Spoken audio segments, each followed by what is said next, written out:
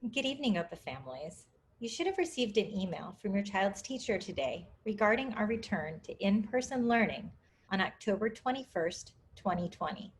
This return will be for those families who chose the hybrid learning model in the recent instructional program selection survey.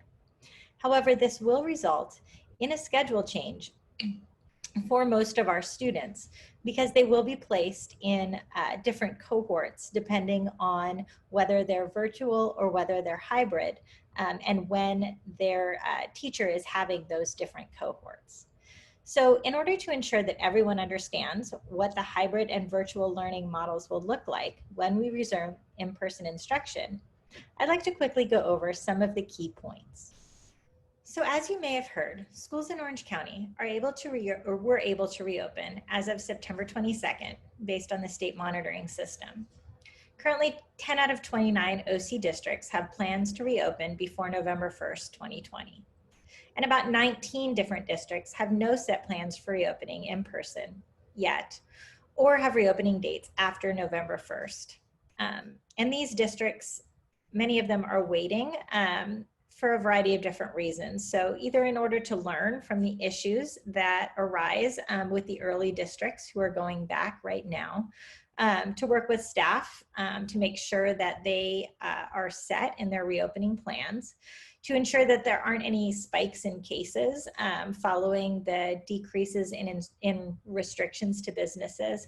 And then some districts have pretty high local numbers and they're waiting for them to decrease. So that being said, we looked at a lot of different factors, pretty much all of these different factors when we were looking at our reopening plans. And we have now set a more firm date for when we are going to reopen for that hybrid instructional model. We always like to be on the forefront of things at OPA, but in this case, we do want to hold off for a couple of weeks in order to make sure that we too can kind of learn from the mistakes or learn from some of the issues that some of our districts in Orange County who are opening right away, we'll sort of wait and see a little bit about what happens there so that we can make sure that we have the best reopening plans possible. We do want to make sure that we are safe, that our students have a really good experience for those students who are coming back to campus. But, as you've heard, I'm sure recently in the news, there are a lot of questions that are coming from different groups, from parents and teachers in a lot of those districts that have chosen to reopen right away about safety and about the instructional program. We do have a pretty good virtual learning program, and I have to really admit that my student, my child, I am keeping virtual because I do believe that he is going to still continue to get more in that virtual learning program. But I do understand that is we want to make sure that families have that choice to bring their students back on campus. So we are going to reopen schools for those who selected the hybrid model on October 21st. To do that, we're going to actually change our calendar a bit, and we're going to have move our non-student days that we had scheduled for November 3rd and March 19th. We're going to move those to October 19th and October 20th so that we can really get our staff together, we can do some training, and we can really prepare to bring students back on campus. But again, this date is still, it has to be a tentative date, although it is a much more firmly tentative date or a much more firm date. Because we do have to revise it if local cases increase significantly or if health officials recommend or even mandate that we remain virtual. So again, it does result in a change to our calendar, and there is a calendar attached to this message.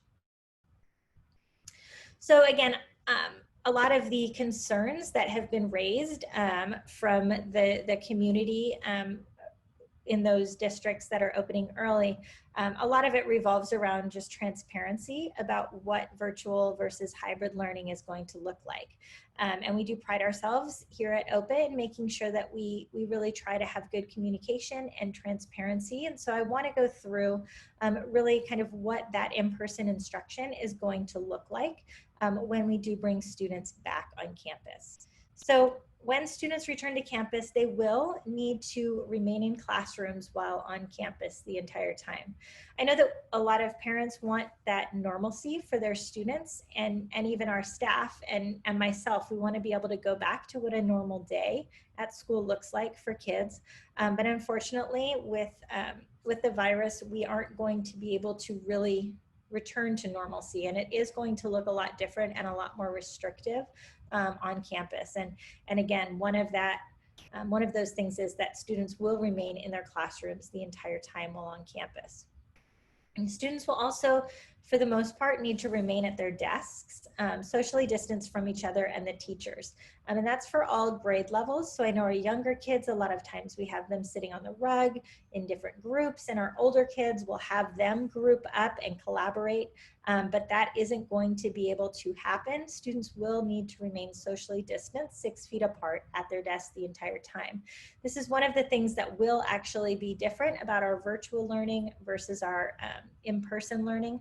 Our virtual learning students will still be able to go into breakout groups and collaborate and do that group work together, but our in-person students will not be able to do that.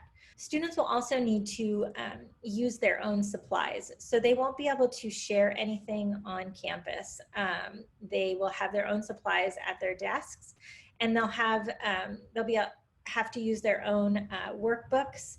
And another thing that parents have really been talking about is the amount of screen time students are having during virtual learning, and that's why they want to return to learning at school. But one of the things that I do want to bring up is that students will still need to use their computers to access learning materials even while they're on campus, because we are not able to have teachers handing out worksheets or having students use class sets of textbooks or things like that. So all of their instructional materials will still be on their computer even when they are in class at school. Students, again, will only be able to leave the classroom to use the restroom. We won't be having students go out for recess or other social times because we can't have them congregating in large groups.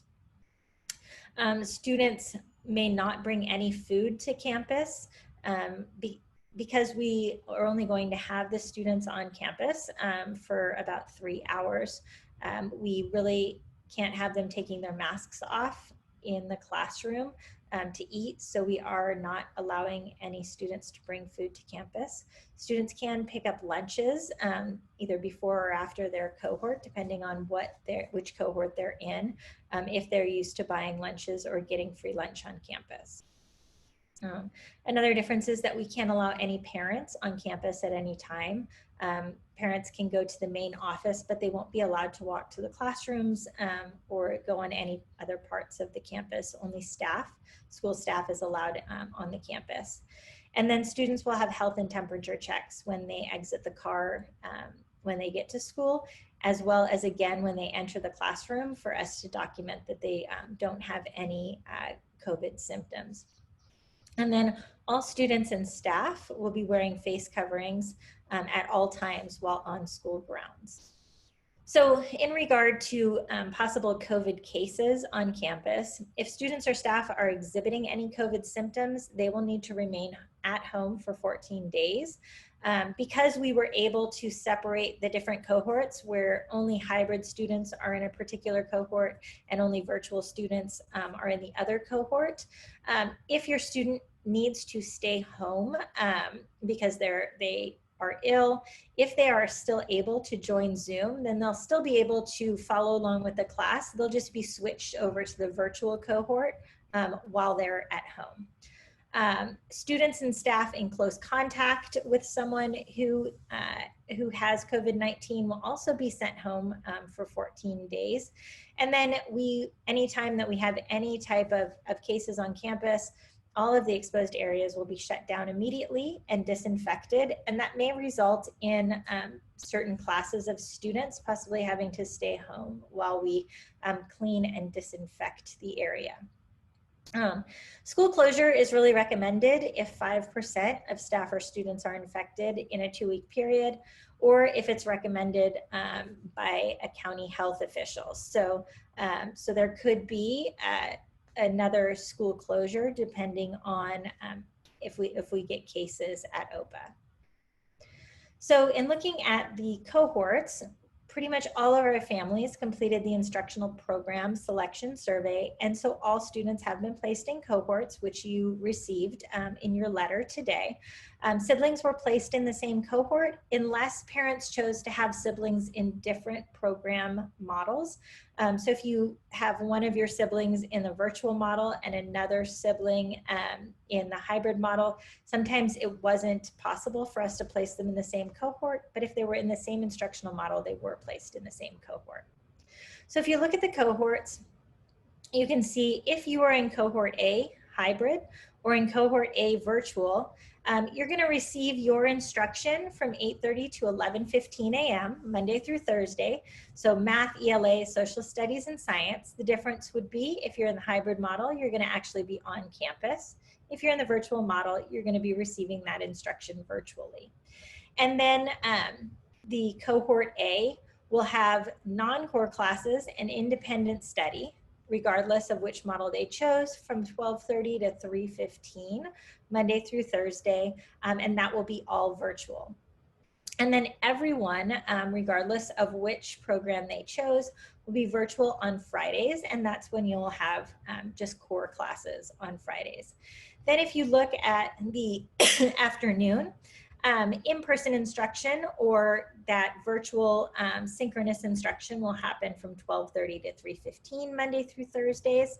And then they'll be having their non-core classes and their independent work from 8:30 to 11:15.